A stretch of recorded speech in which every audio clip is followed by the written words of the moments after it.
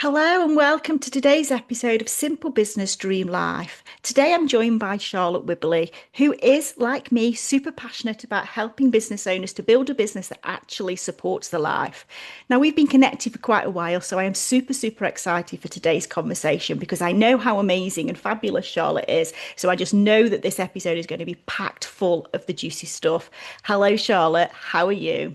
Oh, thank you so much, Emma, and thank you for those kind words. I'm good, thank you. Yeah, I'm good. It's springtime, feeling good, feeling like I'm a summer babe, so I feel Me like the too. good times are on the way. Yeah, Me too. Blue sky. I mean, the fact that it's probably freezing cold out there doesn't make a difference if there's blue it sky. doesn't matter. To be honest, I'm happy as long as I can hang my washing on the line. Do you know I'm a bit of a strange one there? I don't like washing that's been hung on the line. Oh my I goodness. know everybody says I'm very strange that way, but I much prefer it to be dried Yeah. unnaturally. Un dried unnaturally. Well, do you know what? Each to their own. I'm all about, you do you, I'll do me. But yeah, for me at this time of year, the most exciting thing, and maybe this says something about my life, is that I get to hang my washing on the line. That makes Well, me do you know happy. what? It's fine, isn't it? I actually do like doing it in Spain. I don't mind doing it in Spain. It feels better there. But here, I don't know. I'm a strange one. Everything's I'm a strange everything's one. better in Spain, I would imagine. That is true. That is true. Anyway, hello everybody. Okay, Hello. Charlotte, I'm not going to introduce you. I always allow my lovely guests to do that because you're going to do a much better job of it. So I'm going to hand straight over for you to just tell us who you are. Thank you. Hello, everybody. Thank you so much for tuning in. So, I am Charlotte. I am a founder dependency and repeat revenue strategist, which I still think sounds really wordy, but basically, what it means is that I help online business owners to grow their businesses in a really predictable, sustainable, scalable way. And doing it without losing their sanity as well. And that has really come from my last 14 years in online business and going through three periods, one more really recently of severe burnout and having to step away from the business. So I've always been in that sort of supportive space of helping people to grow sustainably and to create predictable revenue. But then adding in that whole like, you guys don't have to sell your soul to do that is like the piece that's kind of slotted in after my recent experiences. So yeah, I love working with people to try and kind of remove them from being the bottleneck in their business, but to make sure that their businesses are actually profitable at the same time as well. Yeah, which is really important, isn't it? I think there's so many people that are focused on the top end, the amount of money that's coming in at the top and thinking if it keeps Yeah, coming in at the top, then it's going to be, beautiful and yeah, dandy. And I can sit here and say hand on heart that I know that is not always the case because I have built the yeah. business with the massive revenue coming in at the top. And yes, it was profitable, but it wasn't fun. It wasn't enjoyable. So it's important to have all of that stuff sorted, isn't it? So when if say let's somebody came along to you and said my business is a mess, I need to sort it out, have you got a specific area that you focus on that you help people with? I tend to look at it holistically. So I started my journey in the online world as a virtual assistant. So I was a project manager and PA in London. And then when I had my first child, who's now 13, which blows my little mind, um, I moved into, as so many of us do, into something more flexible because I just didn't want to travel into London and be away from my gorgeous baby boy. So I kind of started from a tech support helping other businesses grow point of view. So my whole business journey has always been in that, how can we make this person's business better and get stuff done in a better way? So I hate the fact that lots of people refer to me as like automations, data, um, technical savvy, but I am. I can't ignore it. It's part of who I am, it's part of my journey. So yeah, I get clients that come to me that are like, usually I've had some success and things are working, and maybe even things look really good from the outside, but inside I'm dying. I'm, forgetting the reasons that I got into business. I am, shouting at my kids when they come in because I'm too busy and, I haven't got time to spend time with them and also get all the stuff that I need done for my business. Or, I'm just overwhelmed with the fact that I'm a dog trainer and I'm suddenly finding myself updating websites and having to do like loads of stuff on socials. there must be a better way to kind of structure my offers, my marketing, and my whole business that means that I don't have to show up in this way or even be the bottleneck in my business. So I think it's usually a point that people come to me when they've had a certain level of success, but that success just isn't feeling the way that they need to feel anymore. The other thing that sometimes happens is that they've had success, but they've stalled. And the reason that they've stalled, they don't always see, is that it's become completely dependent on them. And therefore, it can't actually physically grow anymore because they are the person that's holding it back. And what they need to do is look at their offers, look at their marketing, look at the way that they're attracting their clients to try and shimmy it around a little bit so that they can still do the stuff that they love, but they're not doing everything and holding everything in their head. I see that so much. Yeah. And I think that's the thing, isn't it? As a business owner, there's so much that we have to suddenly take on. We might be an expert at one specific thing. You spoke about a dog trainer, so we might be absolutely amazing at training dogs. But actually, when you become a business owner, when you first start out on your own, which is how most business owners start out, you don't realize that you've got to be a salesperson, you've got to be a marketer, you've got to be a tech person, you've got to be everything, haven't you? You've got to wear all of these hats. And we do it as best we can, don't we? You know what I mean? We get the string, we get the sellotape, and we make everything work as best we can. And it really does work for so long, doesn't it? It really does keep us going for so long. But then there's a point where it's not strong enough, it's not sturdy enough. And if we want to build on it, we've just got something really rocky at the bottom, haven't we? And I think that's when it becomes, I talk about it being the quiet problem, because then you've got this. You spoke about people get to a point where they're actually doing okay. They've got offers, they're making sales, they're doing all of these things. So why can't they just do more of that stuff and get more growth? And that's because they can't build on something that's rocky. Yeah, absolutely. So you say about that quiet problem. It's for me, I always talk about the messy middle, and it is that thing where sometimes it's that people feel like they've had accidental success. They might have started out and put something, as you say, like sellotaped it all together. It's all kind of like, oh, it's ready to go. And suddenly it's like it's flown and they've had all this success, but actually the foundations of what they're doing in their business haven't actually been set. So as boring as it is, and some of my clients literally glaze over when I talk about it, but thinking about tracking the data, looking at their systems, making sure that they have their processes in place, looking at how their like ascension models put together so it all kind of makes sense, making sure it's really simple. They haven't even thought about that because they're literally going from idea to idea to idea.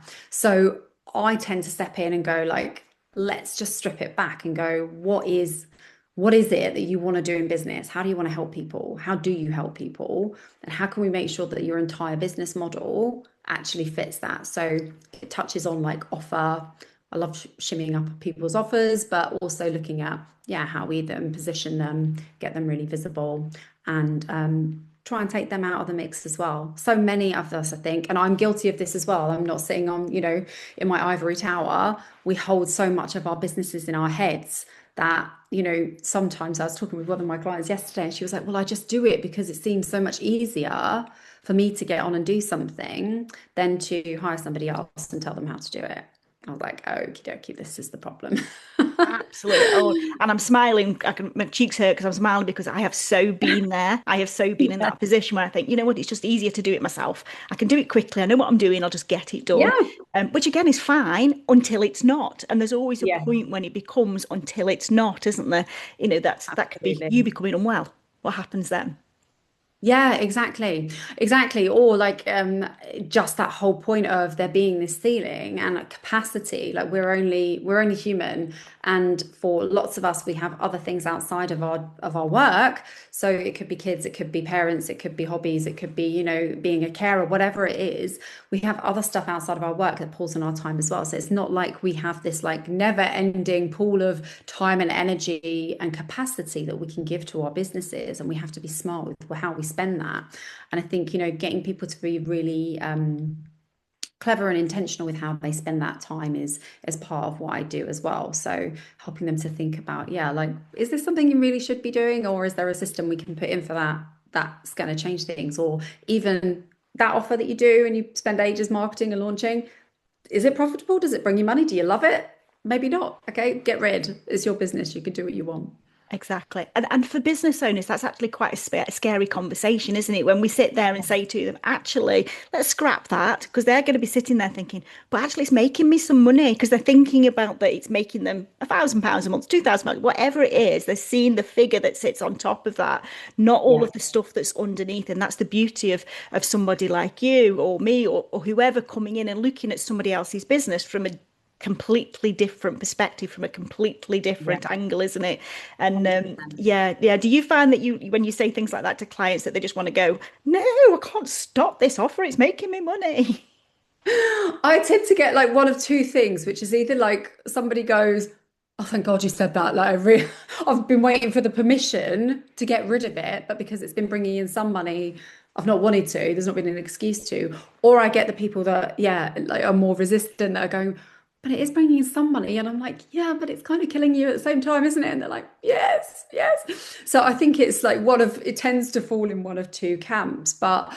I think one of the things I've certainly learned over my business journey, and I know you've been in business a lot longer than me, is that we can pivot and we can change. Just because something works in the moment doesn't mean that it's set in stone and we have to keep it. If it's not serving us, if it's not serving our clients, or even if it is still serving our clients but it's not serving us, we can get rid. We can mold it to a way that's going to serve everybody, but equally make sure that we're not burning out at the same time. Yeah, and that's really important, isn't it?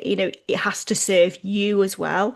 It's not just about serving your clients and your customers, your suppliers, whoever it is. It's about you as well, isn't it? And making sure that what you are doing is sustainable for you, not just sustainable financially, but sustainable for you as well. I mean, we joked before we came on this call because we both had unsettled night's sleep, and we're both Yes, getting yes. through today on caffeine in one form and another. And that's fine, isn't it, for a day? Because we know hopefully tonight we will get a good night's sleep and we'll wake up tomorrow feeling much more refreshed. You can't do that forever, can you? You can't do that day after day after day. And I know we've both tried that at various points in a business, to just keep doing it all.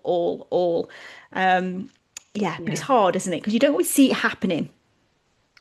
I think, yeah, and this is something I've talked about a lot over the last year, because I think people just don't see it coming either. So like I'm still going through my biggest period of burnout that I've had, like which started in October 2024 and led to me being completely incapacitated and taking 6 months out of my business last year because I couldn't work. I was too ill.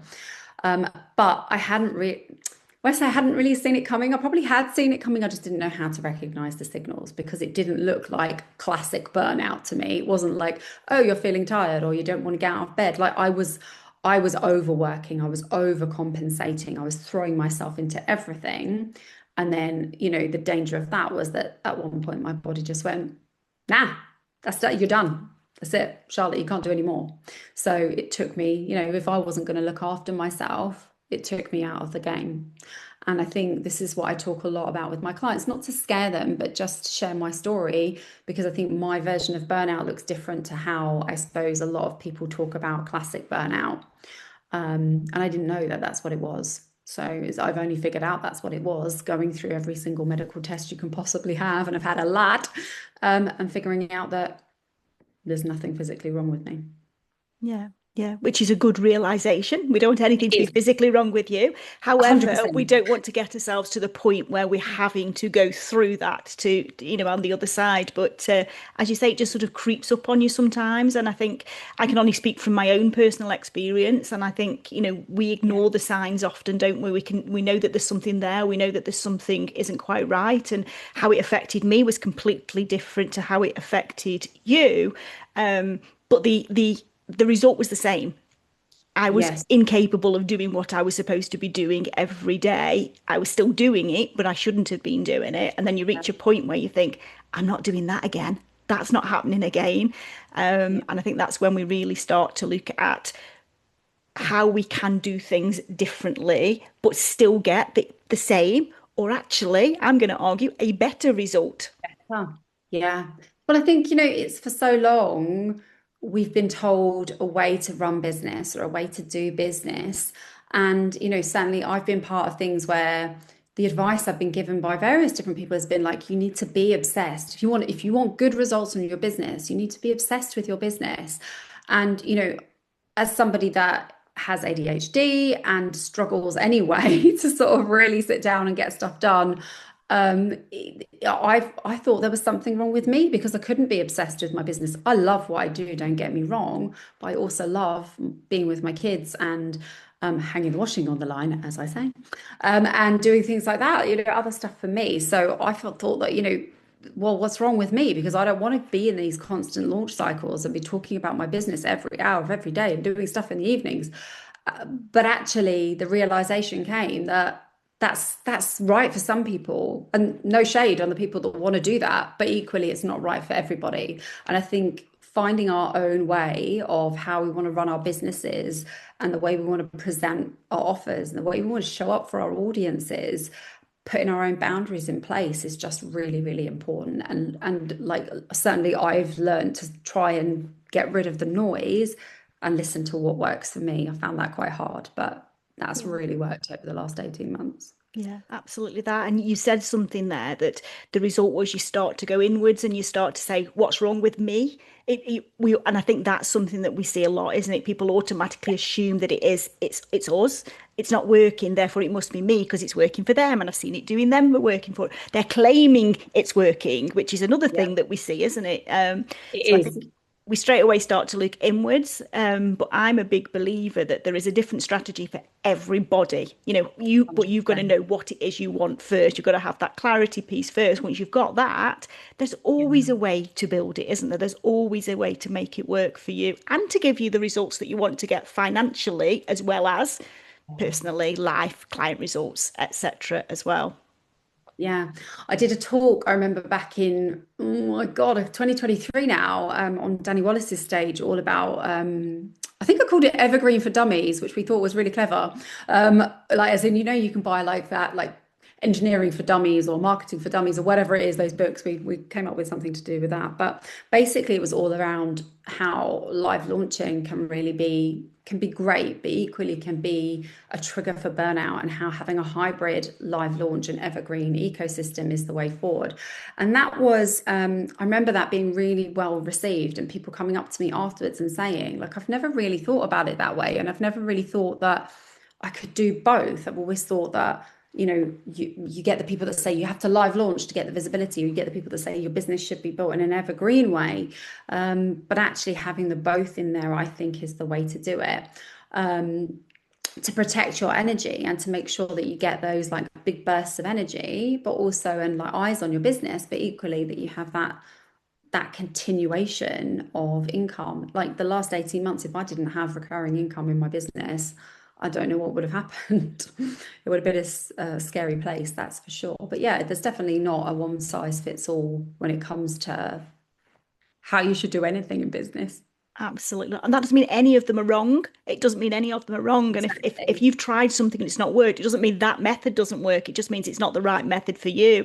And Yeah. I'm a big believer in that if it doesn't sit with you, it's not aligned with you, then it's not going to work for you because something within you is going to stop you doing what it is you need to do. So if you're not a high energy person, then big, massive launches are going to absolutely drain you. Now, that doesn't mean you can't do them, but you've got to make sure that you've built your support, your systems, and all of the stuff that sits around it to protect your own energy. Otherwise, you'll never get the results because you'll just give up, or you'll burn out, or whatever will happen. Yeah. And I still find that I get a lot of people that will come to me and say, I've been given this blueprint of how I should build out my launch, want to launch a course or whatever. So this is how I want to do it. And I look at it and go, right, you're really introverted. You have this really busy life. Your offer is at this price point. Is this the right approach for you? Because actually, from my experience, I don't think it is. I think we should go for something different. And I think there's still a lot of like templated cookie cutter stuff being thrown around on ways that we should do that. But I totally agree with you, Emma. I think trial and error, try something. And if it doesn't work or it drains you or you could get the results, but it could just not feel good, then I think it's us having given ourselves the permission to say that doesn't work for me and that's okay. I can do it my way. Yeah, absolutely. Absolutely, you can. And I think for me, I've been doing a lot of work recently on my values. I mean, I've been out of corporate since 2008, so it's a long time since I've been through the corporate values piece. Yeah, yeah. and I've always struggled. My old business, we didn't have values. We didn't have anything within that business. It just did its thing. You know what I mean? It was one of those. It was just built. The strategy wasn't there. It was just let's see what we can do to grow, grow, grow, grow, grow. That was it. That was the strategy. But when I came into this online world, and it was like, okay, I'm not doing that again. This time I need to go back to my corporate role, which was a strategic role. Interesting, being as I ignored it all in my own business, but that's how we roll, isn't it? I knew that I needed to do some of the foundational stuff, and the one bit I could never pin down was what my values are. I could never get to the point where I could get, but everything I did from certain things like principles. You've probably seen my post that's gone out this week. And I realised that actually it's my principles, which actually are values, just with my own version of naming it there, are the thing that drive everything I'm actually doing in my business, whether that's how I show up, whether it's the offers that I do, whether it's how I work with clients, whether it's, what I do in terms of, how I manage my business and all of that type of stuff. It actually is all underpinned by those principles, which is commonly known in this world as values. And Yeah. yeah, that was an interesting conversation. Don't know why I've just told you that was me going off at a tangent, but there you I go. love it. I love it because you're right. And it's like when we start businesses, so I don't know, with me, so at the time, I think enrolled with a VA trainer to tell me how the hell to set up a business because nobody tells you that stuff at school. Well, they certainly didn't back when I was at school. So learning on the fly as to how to like do all the things I needed to do and market and everything else. Yeah, setting my values or anything. I never had, I wouldn't have had even thought about that. But I think they've kind of arrived on me as time's gone by. And even though it's been like 14 years, I'm only really now really sure what my values or ethics or whatever it is in business Mhm. are. And that's come from the lived experiences that I've had over the last 14 years. So like I know that alignment is really, really important to me. I think anything that's not aligned with how I feel, I've learned the hard way that I have to say no to. Fun always. What's the point? We could go and get a high paid job in the city or whatever, or anything. But what's the point if we don't enjoy what we do? There's just no point in doing it. And I Yeah. think, also I was the weirdo on the block. So I've always been the kind of person that's maybe not fit into, like kind of square peg, round hole. And so embracing the fact that I am different and that I do things differently and I'm awkward in social environments and that, I have weird things that I like to do, that's okay. And that's taken me 43 years to figure out that I'm okay with that as well. But it's part of my values now is that we're all bloody different and thank God. Absolutely, 100%. How boring would this world be if we were all the same, isn't it? If we were all the I same. know. But something I want to pick up on there that you said, and I think the thing with values is, I think it's the fact that we actually choose to own them and recognize them and accept them. I think that's the big thing, isn't it? Like you were saying, Yeah. accepting that you do things differently than other people, and that's okay. That's absolutely okay.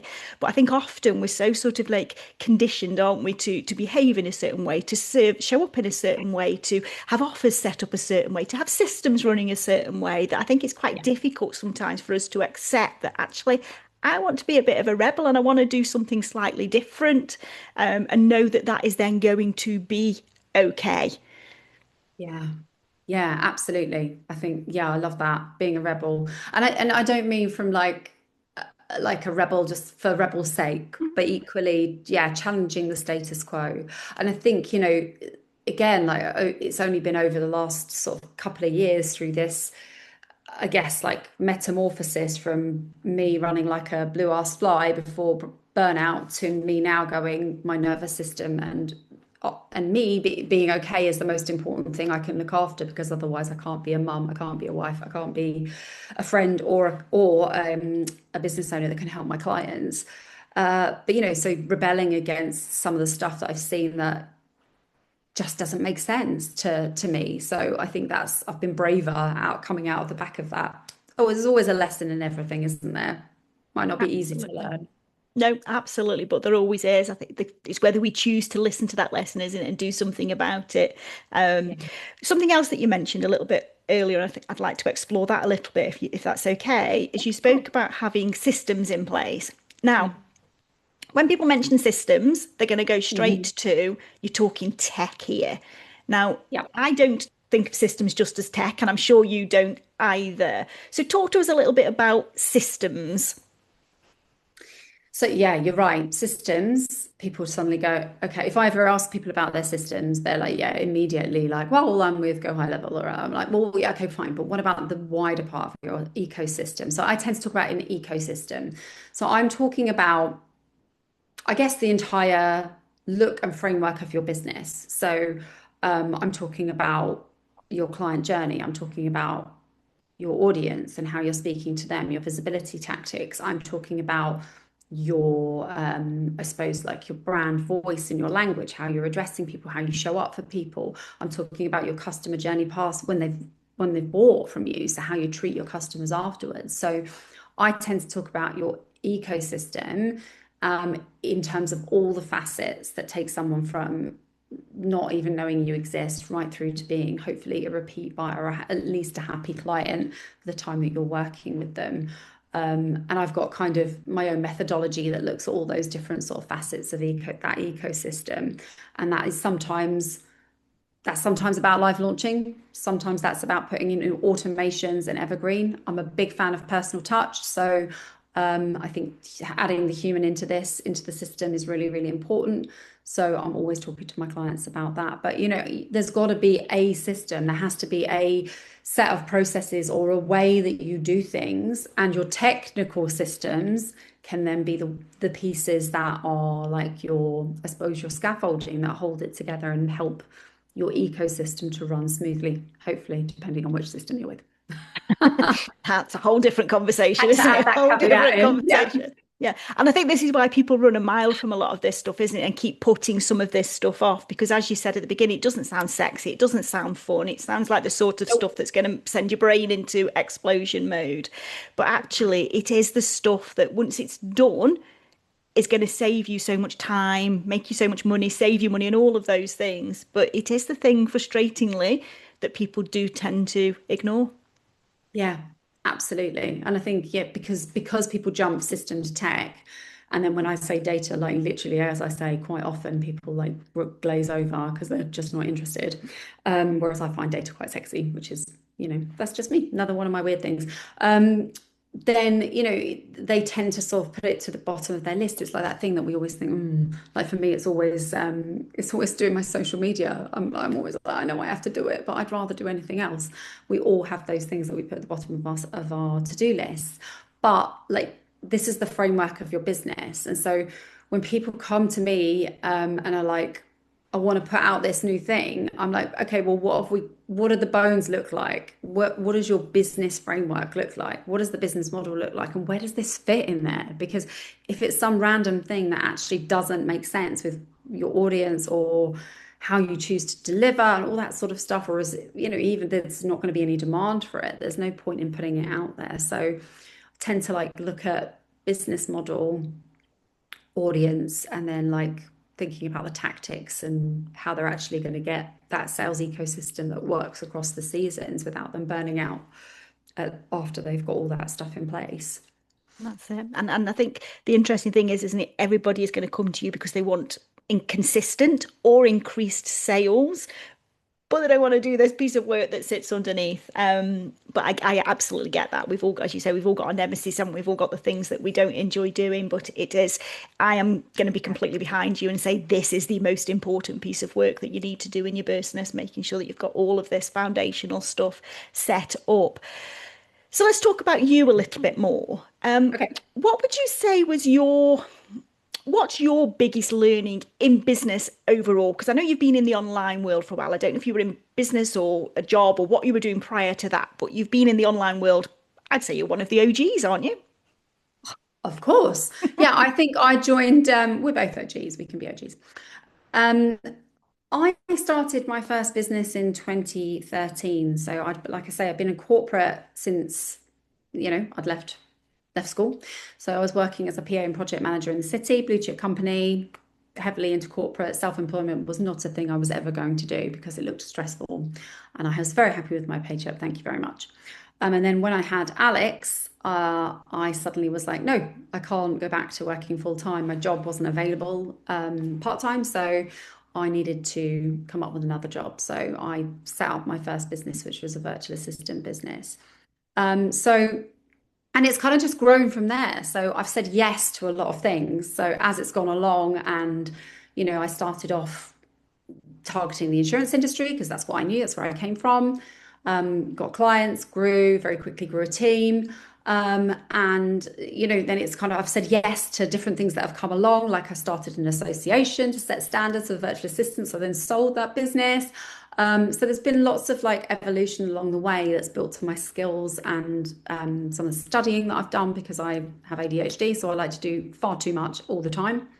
So I think one of the things I think the biggest thing that I've learned over those 14 years, just to actually go back to your point, is to listen to my gut about stuff. I feel like I've chased for probably 11 years of those 14 years the advice of other people, of other gurus, and other people that I feel are further along in their business journey.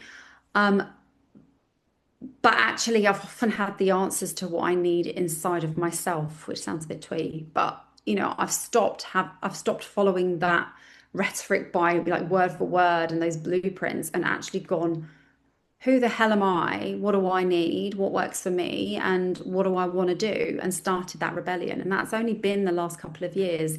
And this whole like burnout period, phoenix rising from the ashes, because I genuinely was literally so poorly. Um, this has just taught me that I know what to do, and I might not be able to do all of it myself. That's not saying that I can, because I do have a team, and of course I rely on other people for advice and support. But I've stopped listening to everybody else all the time, just telling me what my business should look like and what it needs to be, when actually it doesn't feel aligned.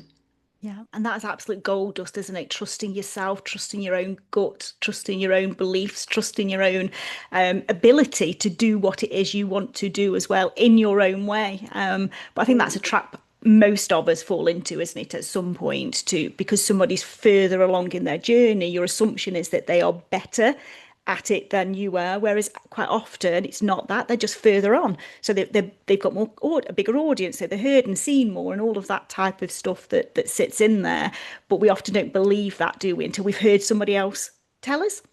Yeah, and we've all got our lived experiences, and quite often people, so they have their own lived experiences, so they have their own versions of what's made them successful, and nobody's taking that away from them. But equally, just because that's worked for them doesn't mean it's going to work for me or you or somebody else. And I think, I'm really careful in the training courses and teaching that I give to my clients, that I'm never like, this is how you should do it. I'm always like, well, from my experience, this is how I believe is going to be the best way to do it. But tell me what you think about that. We discuss it and we try it. And we also then are very happy to rip up the rule book if it's not working, because that nothing's guaranteed. Everything we do in business is trial and error. We put it out, we look at the data, sorry, data reverse people, we see how it's performed, and we go again, we improve, or we ditch it and we do something different. So Absolutely. Those three words that you said are really powerful from my experience. And I think that's something that we need to hear more of, isn't it? Because there's nothing, let's be honest, we're business owners, there's nothing new out there. It's just everybody no. has put their own version of what that looks like into Yeah. into a business based on their experience, their knowledge, what they have been through, what they have done. And all of these things work. They just, as you say, work differently for different people. So I Different love people. that. I absolutely love that you've done that and you've gone back to you and trusting yourself and doing it your way. Absolutely. That's the way that it should be, isn't it? So what would you say would be your sort of like top tip for our listeners? I always like to ask people this towards the end. Top tip. Obviously, I've got to say, get your foundations in place. If you're sitting there and you are either new to business and thinking, I don't need to think about this stuff yet till I'm successful, you do. The earlier that you get your foundations in place, the better. If you're sitting there feeling successful but stuck and like you can't grow, again, it's not too late. You can still go back and look at your business and replan out, diagnose where the problems are and think about what you need to do from a strategic point of view to put those foundations in place. Um, I think I think my biggest tip, yeah, would be your business is you and you are your business. I remember right at the beginning, I don't know if you were the same, Emma, but when I came out of corporate, because corporate is so corporate, putting together a website and it was so like I had a city landscape at the back. I remember it was really pink. And I was trying to be really corporate. And I'm not really corporate is the ironic thing at all. I'm so anti-corporate. Um, so I think being able to be a personal brand in your own right is really important. And I still get people that are really nervous or lack confidence in showing up as themselves. But I think finding a way that you can, even if you don't want to do live video and stuff, I'm not saying you suddenly have to be a whiz at jumping on and doing, standing on stage or doing live events all the time, but you have to be able to show who you are online because that is the stuff that is going to set you apart from the many, many, many people running businesses in this space. So I think getting really comfortable with who you are and being able to tell those stories online is going to be one of the most important things that you can do for your business. Yeah, absolutely. And I think more so now than ever because there is a lot of people out here, isn't there? A lot of people in this world or in any business world. So we need to be seen and heard as us so people can get to know who we really are. So love that. Absolutely love that. So if people want to come and explore more of you, tell us a little bit about how they do that. Yeah, so I've got a website that now does not have a lovely corporate city landscape. It's got pictures of me. So you can come and visit that, which is charlottewibberley.co.uk. Other than that, I'm usually on Instagram. So it's Charlotte Wibberley Strategist. So you can come and follow me on there. You will get tips and tricks about all the stuff I do. You will also get random dog videos. I posted one the other day of my dog going out for a walk, and she's like a hunter-gatherer, and she got a piece of bread in her mouth. See a hilarious picture. So I can't guarantee it's all going to be business, but I tend to share most of my stuff on there. But yeah, when you go onto my Instagram profile, there's a load of freebies and bits and bobs that can get you started in this area and thinking about how you can build your business and bring in that repeat revenue without, yeah, selling your soul. Which is so important, so, so important. And you know what you say that about your dog pictures with the dog with his brand, that is you doing exactly what you just said was your top tip, isn't it? Letting people see the real you, the person behind the brand, the person That's what behind the happens. business. This is the shit I have to deal with on a daily basis. Exactly. And you know what? People really do want to see that. They do want to see that. We tell ourselves they don't, but they do. They want to know what you've had for dinner. They want to know It's all of this stuff. it's But it's thank you so much, Charlotte. I'm going to share all of your links on the show notes anyway. yeah, So if people want to go perfect. straight into the show notes, you'll be able to grab Charlotte's links and go and give her a follow. But thank you so much for joining me. I hope you've enjoyed this conversation as much as I have. Yes, I have. Thank you so much, Emma. Really good to chat. My absolute pleasure. And everybody else, thank you for listening. We are going to Thanks. see you next time. See you later. Bye.